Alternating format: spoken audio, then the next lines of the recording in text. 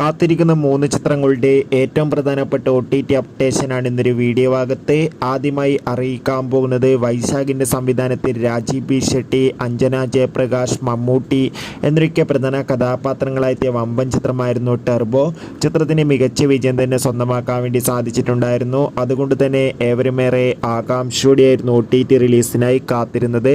Turbo എന്ന ചിത്രം ഈ വരുന്ന ഓഗസ്റ്റ് മാസം 9-ാം തീയതി സോണി ലീവ് എന്ന OTT പ്ലാറ്റ്ഫോമിലൂടെ OTT റിലീസ് ചെയ്യുമെന്ന് കൺഫേം ആക്കിയിട്ടുണ്ട്. കാത്തിരിക്കാം ചിത്രത്തിൻ്റെ OTT റിലീസിനായി.